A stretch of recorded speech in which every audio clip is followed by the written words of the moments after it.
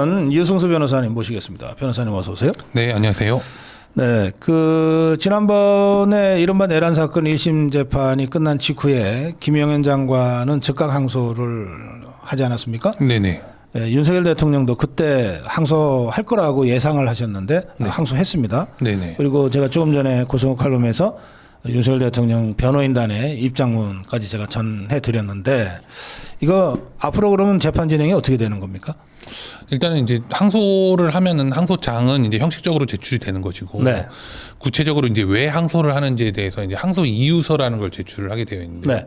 항소 이유서는 이제 소송 기록 접수 통지가 온 뒤로부터, 그러니까 1심에서 이제 2심으로 네. 이제 소송 기록이 넘어가야 되기 때문에 그 뒤로부터 이제 30일 안에 제출을 하도록 되어 있습니다. 그래서 지금 대통령 변호인단도 그렇고 지금 김영현 장관 변호인단도 이 항소 이유서 준비를 하고 있고, 네.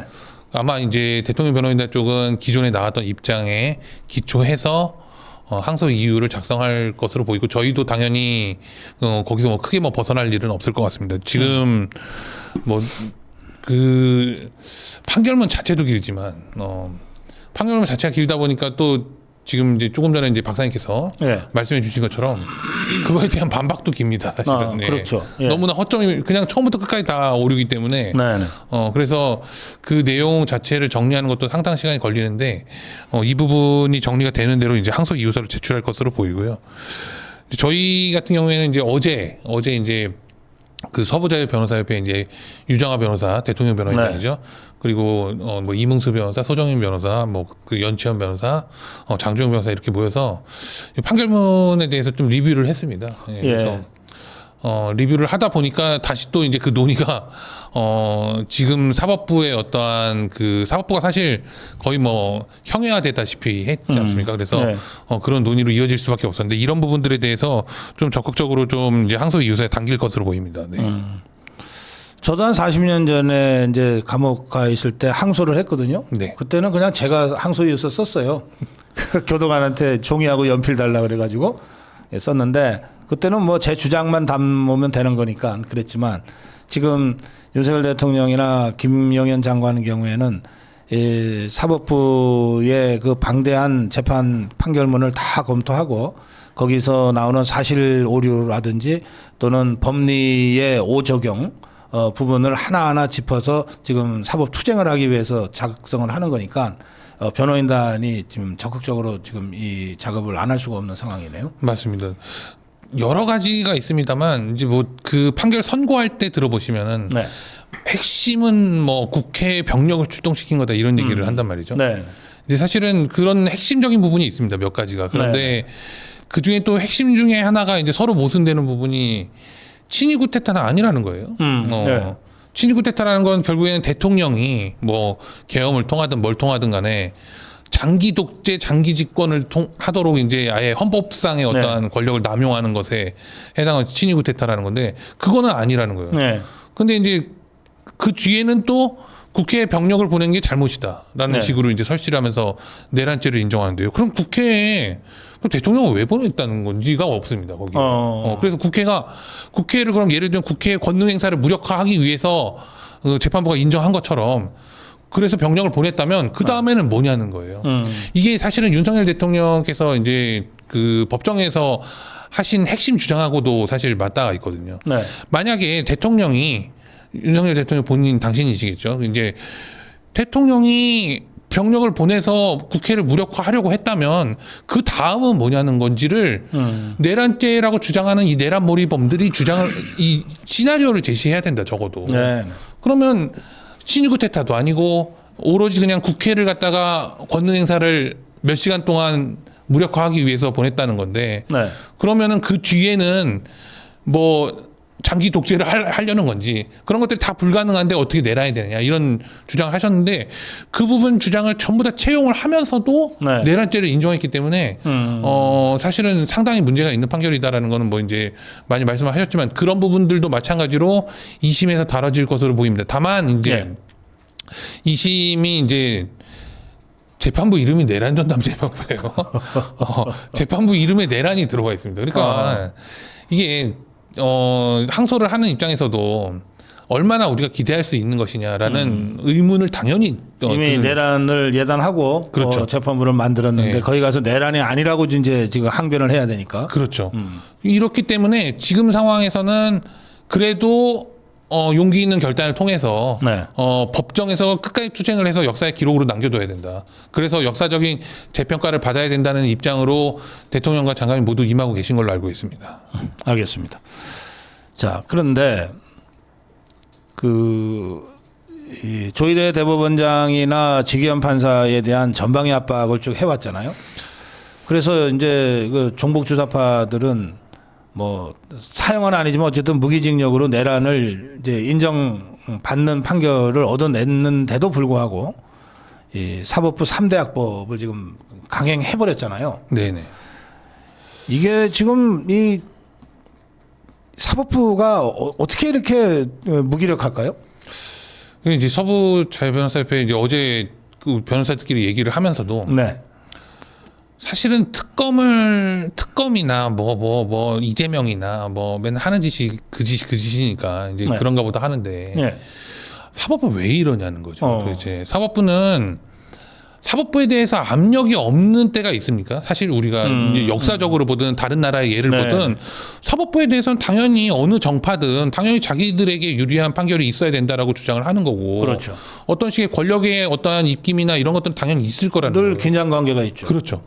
그걸 이제 우리나라 같은 문명 국가는 시스템으로 막아놓은 거예요. 사법부의 네. 독립이라는 것을 규정을 한 것이고 사법부가 지금 이런 판결처럼 지금 지기현 판사의 판결이나 그 앞서서 이제 무슨 뭐 백대현이나 뭐 이진관 이런 법관들의 판결처럼 알아서 기기 시작하면은 네. 사법부는 이제 이런 식으로 무기력하게 되는 겁니다, 사실은.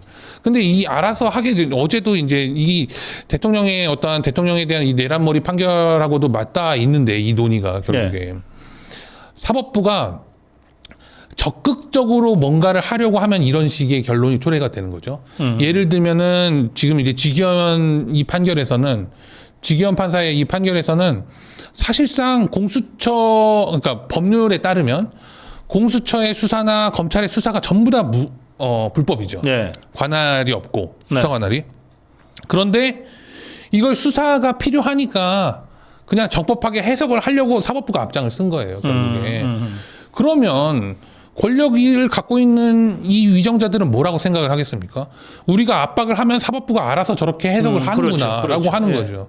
그러니까 결국에는 사법 적극주의라는 게 사법부가 정의를 세우고 이런 것으로 귀결되지 않습니다. 절대. 사법 적극주의는 결국에는 권력의 입맛에 맞추는 판결이나 해석을 하게끔 하는 법관들의 변절로 이어진다는 거죠. 아하, 예. 저는 지금의 사태도 그런 것이고 지금 사법부가 이런 식의 판결을 계속 내놓고 있는 상황에서 과연 이 사법 3법이라고 하는 3대 악법이죠, 완전. 이 권력 침해를 하는 권력 분립의 근간을 흔드는 이러한 법률을 막을 동력 자체를 스스로 무너뜨렸다라고 네. 생각을 합니다. 그리고 또 이제 하나 짚고 넘어가야 될 것은 지금 조희대 대법원장은 지금 이 문제를 해결할 생각이 없어 보입니다. 제가 볼 때는. 왜냐하면 지금 조희대 대법원장이 그 전에 법원 행정처장 실제 실권을 쥐고 있다고 우리가 평가를 합니다. 네. 사법부 내에서 실권을 쥐고 있다고 하는 천대엽 대법관에 대해서 이번에 이제 중앙선거관리위원으로 임명을 했어요. 천대엽 대법관이 있을 때부터 지금 이 사법 3법이니 뭐니 하는 헛소리가 국회에서 나오기 시작했죠. 네. 그거에 대해서 원론적으로 천대엽은 반대한다고 하면서 사실상 부역했습니다. 그러고 나서 이자는 결국에는 중앙선거관리위원장이 될 거라는 것이 이제 거의 기정사실화 됐어요. 네. 이걸 누가 임명합니까? 조희대가 하는 거예요, 사실은.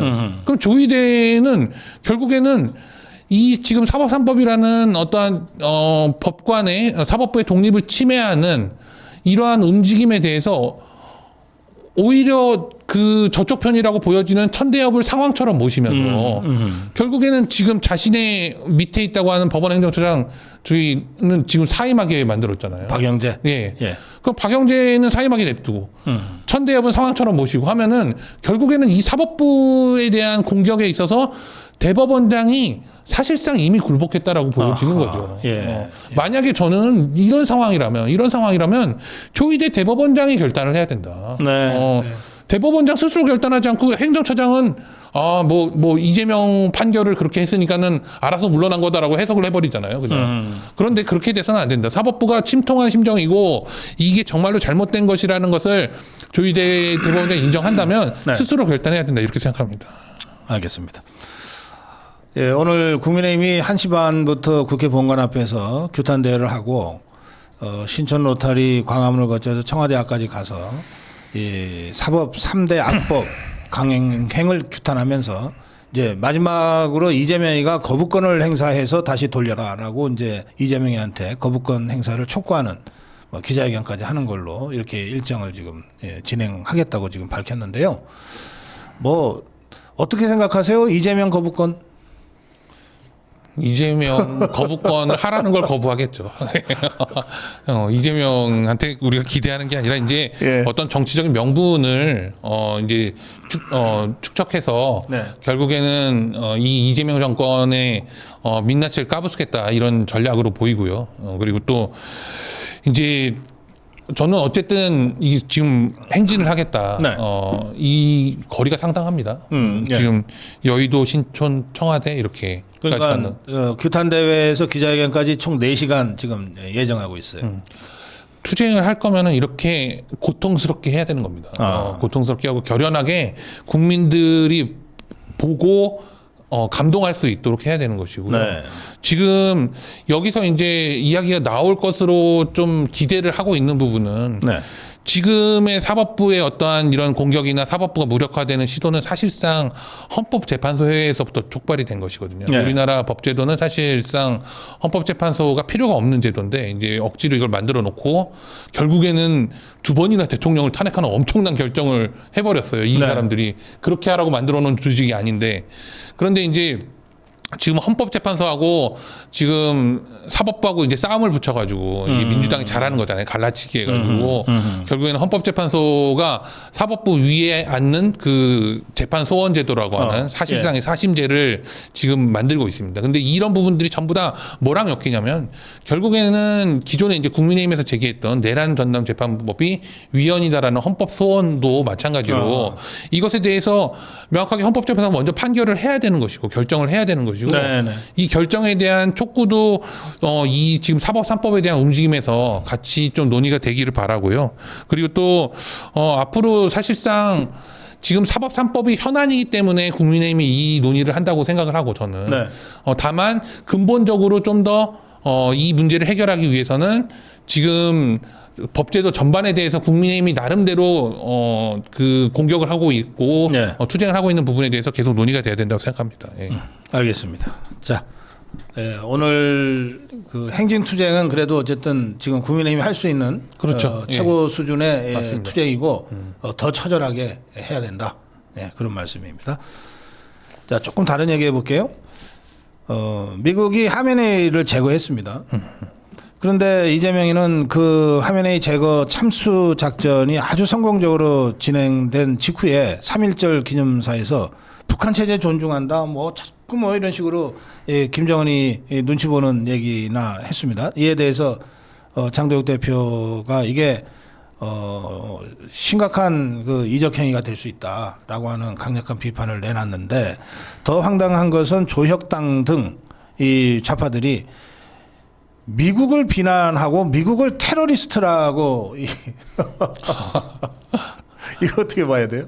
일단은 저는 조혁당이나 뭐 당 이름도 참 말하기도 창피하죠. 그 당은 조혁당이나 진보당 여기서 얘기하는 거는 뭐 그냥 내 머리에 폭격을 내려주세요라고 얘기하는 것처럼 뭐 본인들 오히려 저는 솔직한 것 같습니다. 그래서 이렇게 차라리 얘기를 해야 되는데 민주당은 그것도 못하는 거예요. 지금 민주당은 이 눈치 보면서 이제 무슨 경제 무슨 어떤 영향인지 뭐 면밀히 검토하고 뭐 교민 안전 뭐 우선으로 하고 계속 뜬구름 점소리 하는 거죠. 그런데 이제 이재명의 발언은 사실은 오히려 이제 조혁당 이런 사람들하고 좀 비슷하게 갑니다. 나경원 의원이 지적을 했습니다만 그 내용 중에는 또 여러 가지 얘기가 있는데 힘의 논리에 의해서 국제규범 질서가 무너지고 있다. 이런 얘기를 했어요. 이거는 지금 뭐 트럼프 대통령이 잘못했다는 거예요. 그렇죠. 미국이 이렇게 하면 안 된다. 이 주제를 모르는 거죠, 사실은. 진짜 힘의 논리가 있으니까 이런 얘기를 하면 안 되는 건데 이런 예. 얘기를 한다는 거죠. 북체제를 존중한다. 그리고 나서 이제 장덕 대표가 말씀하신 그 부분 적절한 비판처럼 대북 무인기에 대해 사과를 하고 있어요. 이런 내용들이 다 들어가는 것은 결국에는 지금 이재명은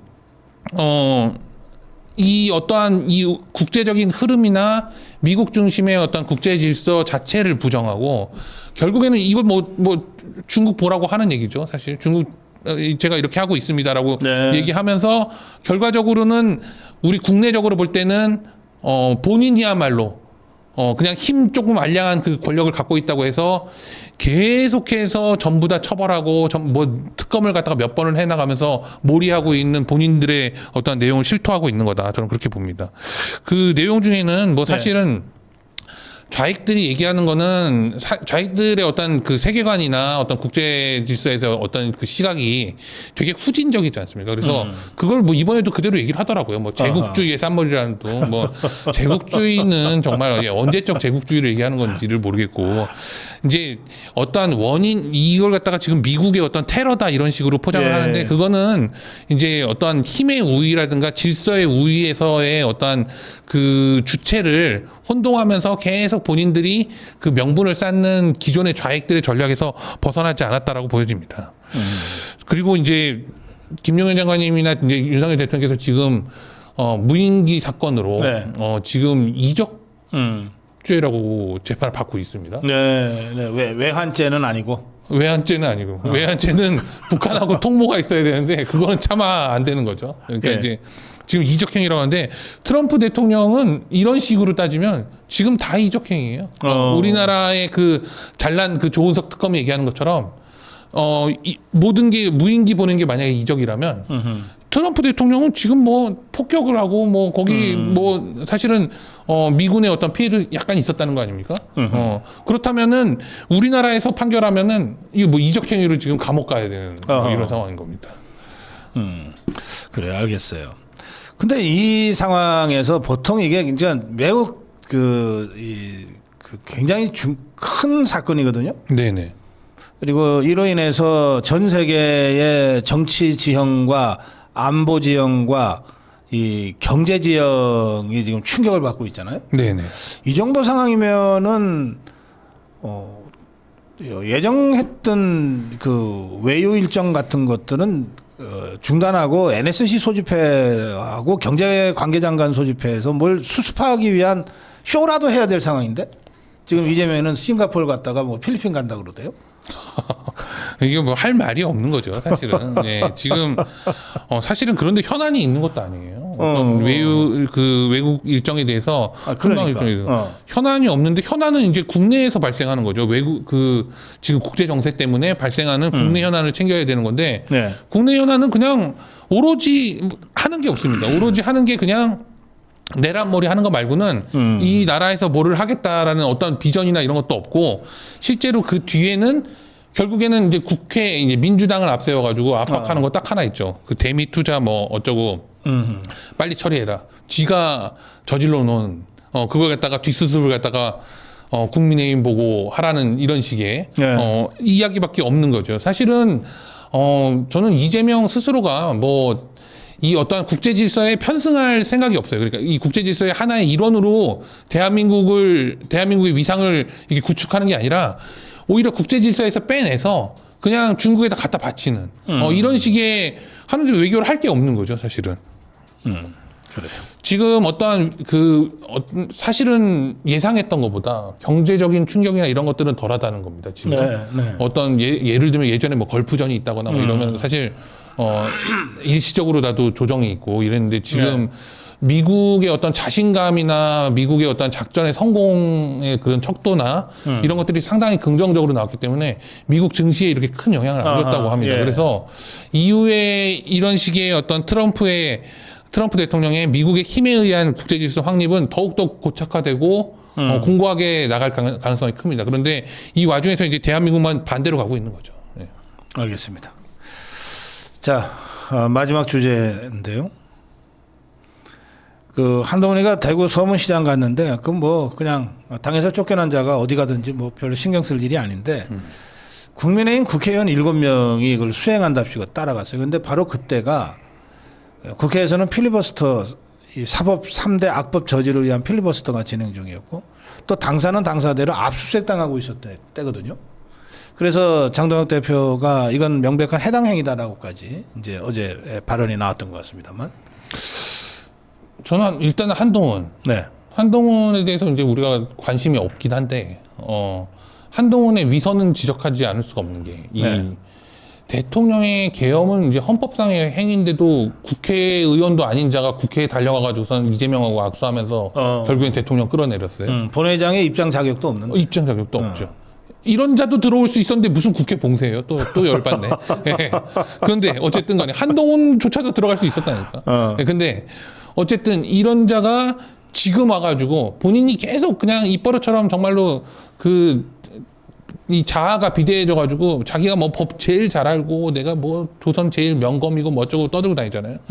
그런데 실제로 지금 이 더불어민주당에서 하고 있는 이 사법 3대 악법에 대해서는 한마디 하진 않습니다. 한마디 하진 않죠. 진짜 그러네. 네. 네. 이거는 내란 무슨 계엄에 준할 게 아니에요. 그냥 사법부를 없애버리는 거거든요, 사실상. 네. 그런데 이거에 대해서는 단 한마디도 하지 않고 무슨 대구에서 예전에 그 한동훈이 뜬금없이 창원인가 어디서 그 치킨 배달했었잖아요. 네. 그 수준의 지금 정치적 행보를 하고 있는 거예요. 사람들이 쫓아다니면서 관심도 안 가지니까는 소녀상 앞에서 뭐 이렇게 두 손 모아가지고서는 얼굴 이렇게 삐딱하게 하고서는 쳐다보는 척하고 그게 지금 한동훈이 할 수 있는 최대치거든요. 거기에 이제 국민의힘의 역량을 빼다가 갖다 바치는 자들이 있는 거죠. 네. 그 자들이 바로 지금 현역 의원들이라고 하는 자들인데 이 자들도 마찬가지예요. 이 자들도 지금 대한민국의 최대 현안은 국회 내에서의 현안은 사법 3대 악법을 저지하는 건데 그거에 대해 단 한마디도 하지 않습니다. 단 한마디. 이게 바로 당내에서의 무슨 민주주의니 뭐 당내에서의 어떤 뭐 당원의 목소리를 반영해야 된다고 윤석열 대통령 때 그렇게 떠들던 자의 민낯인 거죠. 사실. 네. 뭐 그 권력 그냥 지금은 뭡니까? 결과적으로는 국민의힘 입장에서 보면은 무소속인 자를 따라다니면서 무소속인 자를 지원하기 위해서 당내의 어떠한 현안이나 당내의 어떤 투쟁에 전혀 동참하지 않고 오히려 그걸 뒷다리를 잡는 이런 식으로 해당 행위가 아닐 수가 없는 거죠. 예. 이런 경우에 그 당 윤리위가 그 징계할 수 있는 게 뭐 당원권 정지부터 뭐 그러니까 경고부터 해서 당원권 정지 또 탈당 권유의 마지막 가장 무거운 징계는 제명인데 어디에 해당된다고 보세요? 법률가로서. 저는 법률가로서 예. 제명에 해당한다고 생각합니다. 이유는요? 이유는 이 사람들이 제명당하기를 원해요. 본인들이 네, 원하는구나. 그렇지 않으면 어떻게 자기네 당 사람도 아닌 한동훈을 쫓아다니면서 이 귀한 시간을 낭비하냐고요. 본인들 제명해 달라 이거잖아요. 그리고 또 이 중에서는 한동훈이 챙겨준 그 비례들이 있잖아요. 예. 제명당하기를 원한다니까요. 그렇죠. 제명들은 제명해달라는 거지. 그렇죠. 그래야 국회의원직을 유지할 수 있으니까. 그걸 원하는 겁니다, 사실은. 저는 지금 이 내에서도 사실은 좀 이해가게 갈리죠. 배현진 같은 자들하고 배현진 같이 그냥 어디 아주 좋은 지역구 공천 받아가지고서는 이렇게 된 자하고 비례들하고는 좀 생각이 다를 거다. 그 비례는 그래서 당원권 정지 3년까지 때릴 수 있거든요. 비례는 당원권 정지 3년. 그다음에 지역구는 제명. 이렇게 하는 게 맞다고 봅니다. 역시 이제 저보다는 이제 훨씬 더 박사님께서 디테일이 있으시. 저는 그냥 열받는 김에 그냥 제명 이렇게 얘기를 하는데 근데 저희는 어쨌든 지금 이 상황을 보면서 우리가 하나 좀 생각해야 되는 건데 예. 자 우리가 지금 그러면 당 내에서의 어떠한 권력의 지형이라는 것이 권력이라는 것이 실제 그동안에 자유우파 투쟁을 해왔던 우리 국민들에게 가장 가까이 와 있는 때이기 때문에 이게 가능한 거예요. 이런 얘기가 나오는 거죠. 이게 반대일 경우를 우리가 계속 겪어왔잖아요. 사실. 네. 그럴 때는 오히려 저쪽에서 우리를 징계한다고 막 얘기를 했다고. 우리 쪽에 가까운 사람들. 그렇죠. 그런데 지금 이런 징계 논의가 가능한 것 자체가 이미 국민의힘의 상당한 정도의 당내 지형이나 이런 것들이 자유우파 국민들에게 다가와 있다. 그러면은 우리는 이 기회를 잘 활용해야 될 필요가 있는 겁니다. 알겠습니다. 그 7명이 누구냐고들 다들 궁금해하시는데 지역구 국회의원은 배현진이하고 박정훈이하고 정성국이하고 우재준입니다. 그다음에 비례는 김예지, 진종호, 안상훈입니다. 그래서 이 비례는 제명을 하면 국회의원을 그대로 해먹을 수 있어요. 쫓겨나서. 그러니까 그자들은 3명은 제명해주면 안 되고요. 장훈권 정지 3년. 그다음에 배현진, 박정훈 송파남매라는 것들. 그다음에 정성국이 부산 진구. 그다음에 우재준이 대구. 요 4명은 지역구니까 요 4명에 대해서는 출당 또는 제명. 맞습니다. 네, 이렇게 해서 한동훈이하고 같이 이제 무소속이 돼서 쫓아다니고 돌아다니는 거야. 우리가 신경 쓸 바가 아니잖아요. 자, 마무리 한 말씀 듣겠습니다. 그리고 조금 전에 그 7명 중에 이제 마무리로 말씀드리겠습니다. 차표를 못 끊어가지고 못 간 사람이 있어요. 고동진이라고. 여기까지 하면 이제 8인이 되는 겁니다. 이제. 예, 그래서 뭐 대구도 가고 부산도 간다고 하니까 예. 대구 가서 개망신 한번 당했으니까 이제 부산 가서 또 개망신 당하려고 간다고 하는데 거기는 이제 앞으로도 계속해서 국민의힘 내에서 사실은 다시 한번 말씀드리지만 이제 자유우파 국민들에게 이만큼 다가왔을 때가 없었습니다. 사실 우리가 그렇기 때문에 이제 국민의힘에 대해서 많이 실망을 했고 네. 또 막 국민의힘에 대해서 채찍질을 들었던 때가 있죠. 그리고 마찬가지로 지금도 잘못하는 게 있다면 채찍질을 들어야 된다고 생각합니다. 그러나 지금처럼 이제 당의 지도부, 특히 당 대표가 어떠한 식의 그 자유우파 국민들에게 다가서려고 하는 이 움직임을 국민들이 외면하지 마시고 잘 이용하셔라. 네. 적극적으로 지지하시고 잘하는 부분이 있다면 그리고 그것을 우리 자유우파의 물결로 만들 수 있는 흐름을 가져올 수 있도록 장동혁이든 국민의힘이든 마음껏 이용할 수 있는 그러한 상황이 열렸다. 네. 그걸 꼭 국민들께서 잘 이제 현명하게 해주실 거라고 생각합니다. 저는. 예. 예, 서부전선 유승수 변호사와 함께했습니다. 자, 유승수 변호사님 수고했습니다. 감사합니다.